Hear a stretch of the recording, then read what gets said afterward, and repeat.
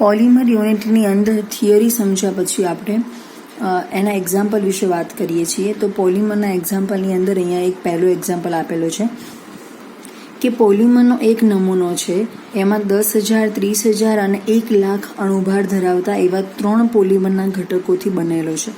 પોલિમરનો એક નમૂનો એવો છે કે જેમાં 3 ઘટકો છે, એક 10,000, 30,000 અને 1,00,000 અણુભાર ધરાવે છે.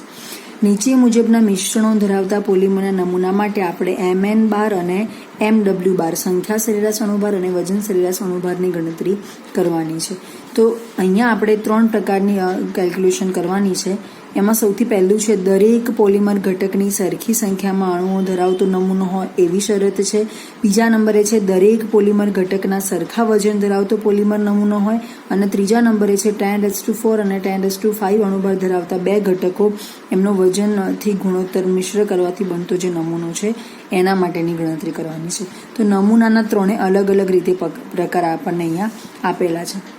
તેમાં પહેલા માટે આપણે વાત કરીએ કે સરખી સંખ્યામાં અણુઓ ધરાવતો નમૂનો હોય, એટલે કે N1, N2 અને N3 ત્રણેય નમૂનાની અંદર ત્રણેય ઘટકો માટે સંખ્યા સરખી હોય, એટલે સંખ્યા સરેરાશ અણુભારની ગણતરી આપણે એના ઉપરથી કરીએ તો MN bar N1 M1 N2 M2 N3 M3 divided by N1 N2 અને N3 ત્રણેય સેમ લેવાના છે. તો અહીંયા N જે છે આપણે કોમન લઈ લઈએ અને M1 M2 અને M3 લઈએ, કેમ કે N1 N2 અને N3 કેવા છે N તરીકે ત્રણેય સરખા છે. ડિવાઇડેડ બાય આના બરાબર પણ કોમન N લઈ લઈએ તો 3N મળે છે. તો અહીંયા આપણને આ બધાના અણુભાર આપણને ઓલરેડી આપી દીધેલા છે, 10,000, 30,000 અને 10,000 ડિવાઇડેડ બાય આપણે 3 લઈએ તો MN બાર આપણને આટલી ગણતરી મેળવી શકાય છે. તો આ પ્રમાણે MN બારની કેલ્ક્યુલેશન ત્રણેય ઘટક નમૂનાના સરખા છે એના ઉપરથી ઘટક તમે મેળવી શકો છો. હવે એ જ શરત પ્રમાણે તમે વજન સરેરાશ અણુભાર લો તો MW bar ∑i NI/mi² divided by ∑ni/mi. તો એના માટે પણ આપણે N કોમન લઈ લઈએ M1². આમ તો આના માટેની ગણતરી કેવી રીતે થાય N1 M1² N2 M2² એ રીતે, પણ અહીંયા આપણે N કોમન લઈ લીધેલા છે M1² M2² M3² divided by ફરી N કોમન લીધેલા છે M1 M2 અને M3 છે. તો અહીંયા પણ તમારે આ બંને Nની ગણતરી કરવાની જરૂર નથી, ઉપર નીચે ભાગાકારમાં જતા રહેશે. એટલે આ પ્રમાણે આનો વર્ગ M2નો વર્ગ M3નો વર્ગ ડિવાઇડેડ બાય M1 M2 અને M3. તો પહેલાં આપણે જોઈ લીધું એ પ્રમાણે કે 10,000 અને આવી રીતે 3 × 10⁴ પ્લસ 1 × 10⁵ એ પ્રમાણેની રકમ આપણને અહીંયા આપેલી છે. તો એ પ્રમાણે અહીંયા 4 દુ 8 એ પ્રમાણેની ગણતરી કરી અને આ પ્રમાણે MW બાર શોધી શકાય છે, MW બાર શોધી શકાય છે. તો પોલિમરના ઘટકો સરખા વજન ધરાવતો નમૂનો હોય. પહેલા નંબરની શરત શું હતી આપણી કે એ સરખી સંખ્યા ધરાવતું છે. તો સરખી સંખ્યા ધરાવતાના સંદર્ભમાં આપણે બંનેની ગણતરી કરી દીધી.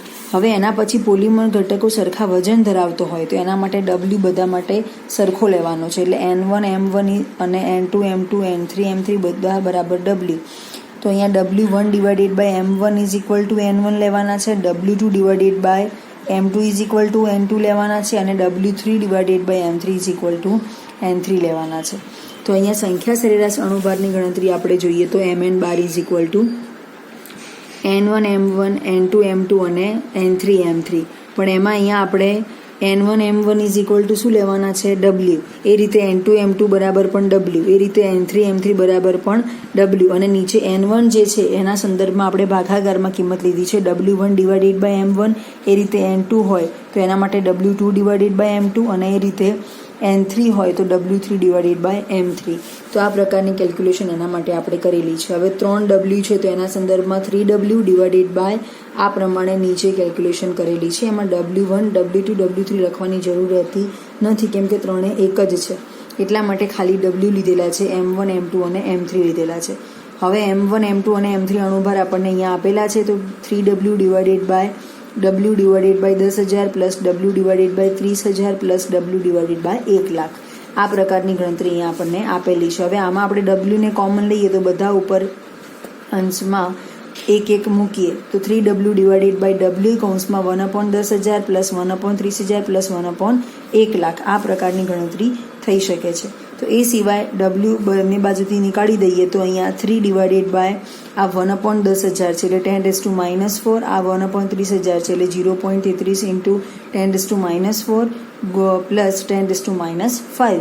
તો અહીંયા આપણને માઇનસની નિશાની ઉપરથી આ પ્રકારની મળે છે કે અહીંયા 10⁻⁴ ને તમે કોમન લઈ લો તો આમાં 10⁻⁴ ને કોમન લઈએ તો ખાલી 1 વધે, આમાં 10⁻⁴ ને કોમન લઈએ તો 0.33 વધે, આમાં 10⁻⁴ ને કોમન લઈએ તો 0.1 વધે છે. તો એના ઉપરથી આનો સરવાળો કરી અને 10⁻⁴ જે છે એને ઉપર લઈ જઈએ તો અહીંયા 1.43 અને 3×10⁴ એ પ્રમાણેનો જવાબ આપણને મળે છે. એના ઉપરથી mn⁻ આ પ્રમાણેની રકમ તમે મેળવી શકો છો. એ જ પ્રમાણે અહીંયા MW⁻ની ગણતરી કરવી હોય તો MW⁻ની ગણતરી એ જ રીતે થઈ શકે છે કે જેમાં ખાલી બે વસ્તુ ખાસ યાદ રાખવાની છે અહીંયા કે N1 M1 અને એમાં N1 બરાબર W1 ડિવાઇડેડ બાય M1 મૂકવાના છે અને N1 into M1 is equal two W મૂકવાના છે. તો આ પ્રકારની કેલ્ક્યુલેશન ત્રણેય પ્રકારે થઈ શકે છે. તો એમાં છેલ્લું આપણું સમીકરણ કોમન આપણને આ પ્રમાણે મળે છે W કૌંસમાં M1 plus M2 plus M3 divided by 3W. એમાં W નીકળી જશે એટલે ખાલી 10,000 પ્લસ 30,000 પ્લસ 1,00,000 ભાગાકારમાં 3 એટલે આ પ્રમાણે MW⁻ તમે શોધી શકો છો. એ પ્રમાણે ત્રીજી એક શરત શું છે કે ત્રીજા નમૂનાની અંદર 10⁴ અને 10⁵ અણુબળ ધરાવતા ઘટકોનો વજનથી ગુણોત્તર મેળવેલો છે. તો એના માટે આપણે MN⁻ અને MW⁻ શોધવાના છે. તો અહીંયા W1 અને W3 લીધેલા છે. 10⁴ એ W1 છે અને 10⁵ એ W3 છે. તો W1 is equal to N1 M1 અને W3 is equal two N3 M3. એ પ્રમાણે ઓલરેડી આપણને એમના ગુણોત્તર આપી દીધેલા છે. એના બરાબર આપણે કોમન ગુણોત્તર આપણને આટલો મળે છે. તો એના ઉપરથી તમે એવું કહી શકો કે W1 is equal two W3 ગુણ્યા 0.169. આ પ્રમાણે તમે એને ચોકડી ગુણાકાર તરીકે લઈ શકો છો.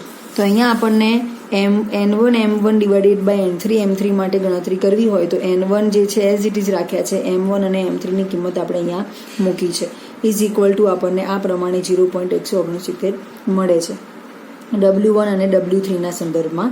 તો અહીંયા W1 ડિવાઇડેડ બાય W3 ઉપરથી આ પ્રકારની રકમ તમે મેળવી શકો છો. એ રીતે N1 is equal two 1.69 N3 તમે લઈ શકો છો. હવે સંખ્યા સરેરાશ અણુભાર તમારે એના માટે શોધવાનું હોય તો બે નમૂના માટે જ આપણે વાત કરવાની છે એટલે N1 M1 plus N3 M3 divided by N1 અને N3. અહીંયા આપણે N2 M2 divided by N2 એ રકમ મૂકવાની નથી. તો અહીંયા આપણે N1 અને M1 માટેની કિંમત મૂકી દીધી છે. N1 ઇઝ ઇક્વલ ટુ શું મૂક્યું છે 1.69 ગુણ્યા N3 ઇન્ટુ 10⁴ એ MNની કિંમત છે. એ રીતે N3 માટેની કિંમત મૂકી છે N3 into 10⁵ divided by N1 માટેની કિંમત છે 1.69 ગુણ્યા N3 plus N3 as it is મૂકેલા છે. હવે N3 જે છે અહીંયા આપણે N3 ગુણ્યા 10⁴ જે છે આપણે અહીંયા આવી રીતે સાઈડમાં કોમન લીધેલા છે. તો અહીંયા 1.69 પ્લસ 10 ખાલી બાકી વધે. એ રીતે અહીંયા N3 ખાલી કોમન લઈ લઈએ તો 1.69 પ્લસ 1 બાકી વધે. એ રીતે અહીંયા 11.69 ગુણ્યા 10⁴ બાકી વધે ડિવાઇડેડ બાય N3 નીકળી જાય પછી ડિવાઇડેડ બાય 2.69 બાકી વધે. એટલે MN⁻ની કિંમત આ પ્રમાણે લઈ શકાય. એ રીતે વજન સરેરાશ અણુભારની ગણતરી તમારે કરવી હોય તો MW⁻ is equal to N1 M1 square plus N3 M3 square divided by N1 M1 plus N3 M3 આ પ્રકારની ગણતરી કરી N1 M1ની જગ્યાએ આપણે અહીંયા W1 into M1 plus W3 into M3 divided by W1 plus W3 ગણતરી કરી શકીએ. જ્યાં સુધી સાદા અપૂર્ણાંકમાં સૂત્ર આપણે ના મેળવી શકીએ ત્યાં સુધી આપણે એની અંદર રકમ મૂકવાની નહીં. તો આ પ્રમાણે 0.169 W3 into 10⁴ plus W3 into 10⁵ divided by 0.169 W3 plus W3. તો એ પ્રમાણે W3ને કોમન લીધેલા છે. W3ને કોમન લઈએ એટલે પહેલા પદમાં 0.169, બીજા પદમાં 10⁴ અને ત્રીજા પદમાં 10⁵. ડિવાઇડેડ બાય W3ને કોમન લઈએ એટલે આમાં 0.169 ના આમાં 1 વધે. W3 બંને બાજુથી નીકળી જાય એટલે અહીંયા 10.169 ઇન્ટુ 10⁴ ડિવાઇડેડ બાય 1.169. આ પ્રકારે અહીંયા આપણને MN⁻ની કિંમત આ પ્રમાણે તમે મેળવી શકો છો. તો MN⁻ અને MN⁻ એ બંનેની કિંમત આપણે આ રીતે મેળવી શકીએ છીએ. ઘણી વખતે આ 3 શરતો અહીંયા તમને આપેલી છે એમાંથી કોઈ એક શરત પૂછી શકે, કોઈ 2 શરતો પૂછી શકે અથવા તો 3 શરતોવાળો એક્ઝામ્પલ પૂછાઈ શકે છે. તો અહીંયા આ પ્રમાણેની ગણતરી તમારે કરવાની થશે. દરેક જણાએ ગણતરીમાં આન્સર કે સાચા છે કે ખોટા એ આપણે આપણી રીતે કેલ્ક્યુલેશન કરી અને ચેક કરી લેવાનું છે. બીજું એક એક્ઝામ્પલ અહીંયા આપેલું છે કે વિવિધ કણોના બનેલા એક પોલિમર નમૂનામાં એક અણુનું વજન 10⁻³ હોય તેવા 100 અણુ છે અને એક અણુનું વજન 10⁻4 હોય એવા 200 અણુ છે. એક અણુનું વજન 10�5 હોય એવા 200 અણુ છે. તો સંખ્યા સરેરાશ અણુભાર અને વજન સરેરાશ અણુભાર શોધો.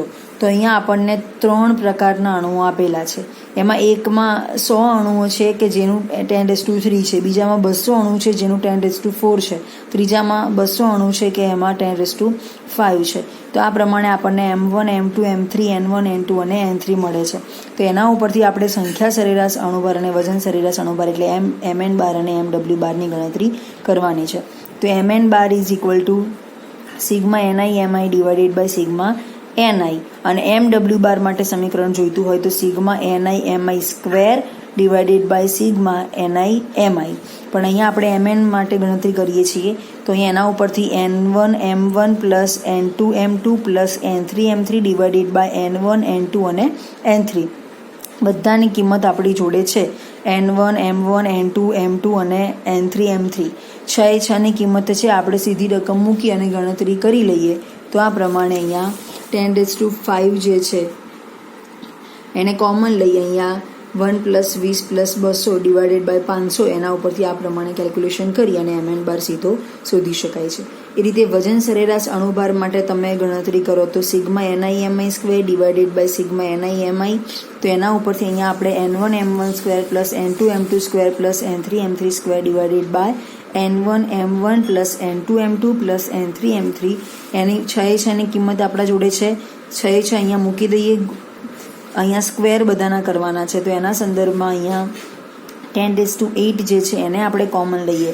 અહીંયા 10⁶ ગુણ્યા 100 છે એટલે આ બે 0 એની અંદર એડ કરીએ એટલે 10⁸ થઈ જાય. અહીંયા 200 ગુણ્યા 10⁸ છે અને અહીંયા 200 ગુણ્યા 10⁻10 છે એટલે 10⁸ને કોમન લઈએ તો પહેલું પદ આખું 1 થઈ જાય.